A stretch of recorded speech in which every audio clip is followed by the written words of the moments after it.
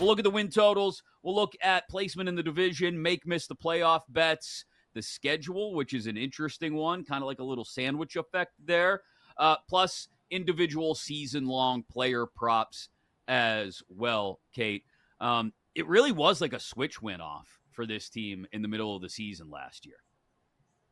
Yeah, Jordan Love, I mean, from week 11 on, Packers go 6-2, and Jordan Love completes 70% of his passes, over 2,000 yards, 18 touchdowns, and only one interception. From week 11 on, I want to know what changed. Because early on in the season, it felt like Jordan Love was relying on like a couple big plays in each game here or there. And second half of the season, it was, he was a great quarterback down to down. They're favored in 3 of their first 4 games, the Packers, in 4 of their first 6. Favored in their final 4 games and 5 of their final 6. You look at the schedules, you see why. They open, obviously, in Brazil on a Friday night against the Eagles. But then it's Indy at home. It's a trip to Tennessee. It's Minnesota at home. And the back half goes something like this. If we take it from like Thanksgiving and beyond, you've got the Packers hosting the Dolphins, then a trip to Detroit. Okay.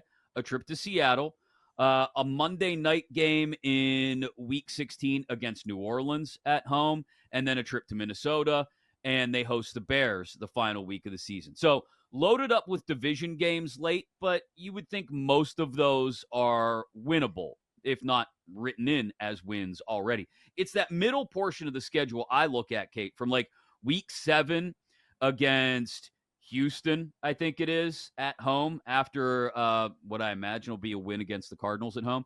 Houston, week 7 at home, a trip to Jacksonville, then Detroit at home, a bye week before a trip to Chicago, and the Niners come to Green Bay in week 12.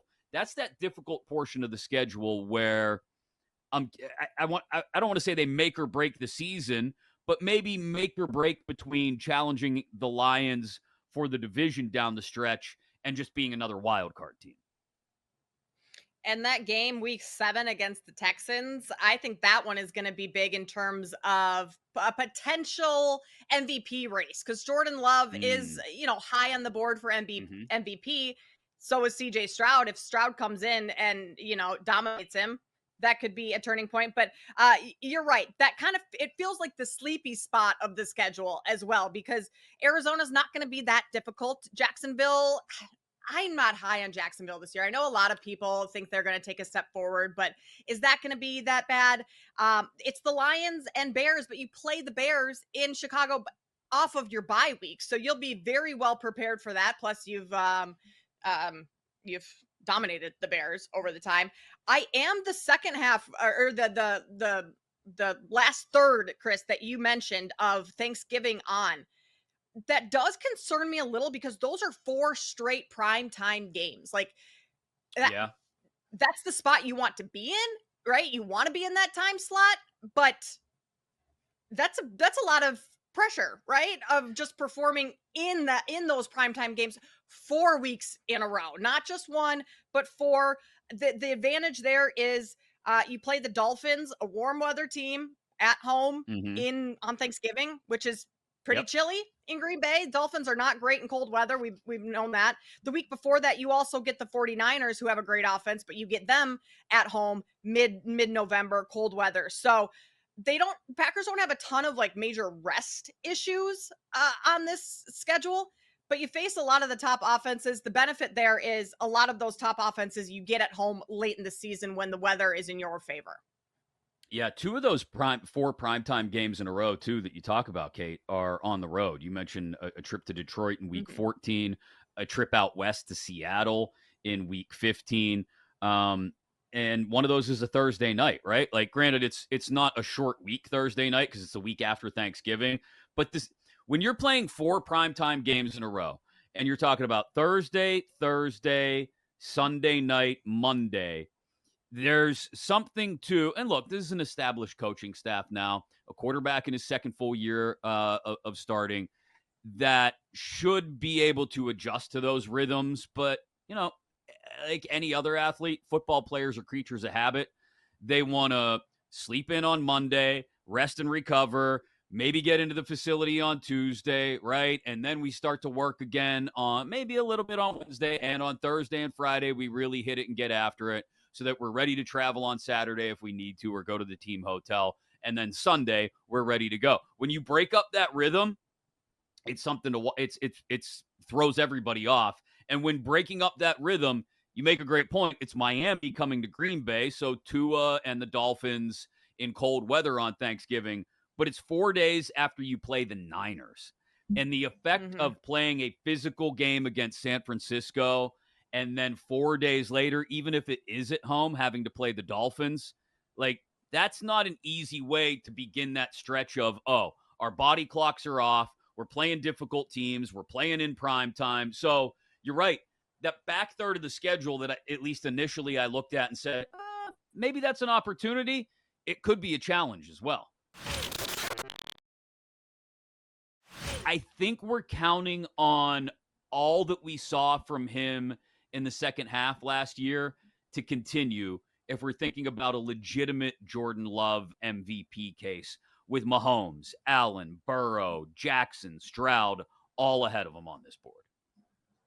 Yeah, and you mentioned Justin Herbert. I would prefer to take him as MVP over Jordan Love at that price, just because there's the ceiling for someone like Herbert is like, we don't know what he can become because he hasn't been surrounded by positive coaching staff and receivers and all of that, and health, so we kind of know what we're going to get from Jordan Love, and we've seen the best. Like, what is Jordan Love's ceiling from the last 6 games of last season? Is that fairly close to his ceiling? Sure, if we get a full season of that, yeah, he should be in the conversation for MVP. But to your point, I don't think we're going to get a full season of that. So at 14-1, like, I would almost want a better price, but based on last season, we're not going to get that. So I don't think he's in my conversation this year, even if the Packers win 10 games. Yeah, I tend to agree with you. It's not really in the conversation for me either, unless we're talking about multiple injuries at the top of the board. I do think Buffalo is in a tough spot. I'm big on Joe Burrow and the Bengals bouncing back from his injury this year. Stroud is a bit of a question mark. Is there regression from him as well? Lamar Jackson, that's great. They got Derrick Henry. What about the rest of the offense? There's plenty of questions ahead of Jordan Love on this board. You brought up Justin Herbert as well, who's right there at the same number, and we didn't even utter Patrick Mahomes' name. All of that, I think, is Jordan Love working uphill. I will say the touchdown number at 26.5 feels low. I don't expect him to hit like 36, 37, 38, like upper 30s, but there's no reason Jordan Love shouldn't comfortably hit mid to low 30s in touchdown passes this year. That's what I would target. 32 touchdowns last season. And the receiving core, I mean, we talked about it, Rami talked about it, like, not having that clear cut number one, I think almost benefits Jordan Love in the number of touchdowns, because the Packers don't have that one receiver. Like, they don't have a Justin Jefferson that teams can try and shut down, and that, limits receiving touchdowns or something like that. Being able to spread the ball around is almost, I mean, it sounds backwards. Like, I would prefer to have Justin Jefferson on my team than the Packers offense, right? But just being able to spread the love, no pun intended, around there makes the defense kind of have to stay on their toes a little bit more in terms of who are they going to go to in those, red zone situations where someone like Justin Jefferson, of course, you're going to try and shut him down. You're not maybe playing double coverage on the other guys, if that makes sense at all. Yeah, no, I think it makes sense. I think the touchdown props are what I target everywhere on this team, at least in the passing and receiving side of things, right? Like, Dobbs is 4.5 TDs. Reed is 5.5 TDs. Even Watson at 6.5 TDs. I mean, what did Watson had 5 last year in essentially half a season. So I think Christian Watson is an 8 to 9 touchdown player. Jaden Reed and Romeo Dobbs already were 8 touchdown players last year. I like those, I think, more than I like any of the yardage props that we're looking at. Dobbs at 600 and a hook. Watson at 725 in a hook, Reed at 750 in a hook, all at BetMGM, because, like you said, we have no idea who's going to get the lion's share of targets on a given weekend. We do know all of these guys are going to be looked at in the red zone. I think they drafted Christian Watson to be a number one wide receiver. He was the first wide receiver that they drafted in the first round in I don't know how many years when they did it, and he's got all the tools, the size, the speed, the jumping ability. He just hasn't been the greatest or sharpest route runner that you'll ever see, and also just can't stay healthy and stay on the field. There was a really interesting article written about him and his offseason this year about him trying to figure out why he's having all these hamstring injuries, and they found a strength imbalance in his legs, guys. I don't even know what that means. I try to work out, not enough to know fancy terms like that. So they think they've cracked the code on why Christian Watson has had so many of these hamstring injuries, and he should be able to stay on the field a little bit more this season. If that's the case, he probably sees a little bit more. But Romeo Doubs has looked the part of a number one wide receiver the most out of those guys. I think, and this is a little bit of a dark horse, but I'm a big fantasy player, and if I'm not sure which guy to start on a given week, I just go, who's going to touch the ball the most? You know what I mean? Who's going to get the most targets? And Jaden Reed is a guy that, whether it's on screens or end arounds or little flips, they find ways to get the ball in his hands. And I think he might be the guy week in and week out. If everybody's healthy and all things being equal, he might be the guy that more times than not is just going to have the ball in his hands and get a chance to do something with it.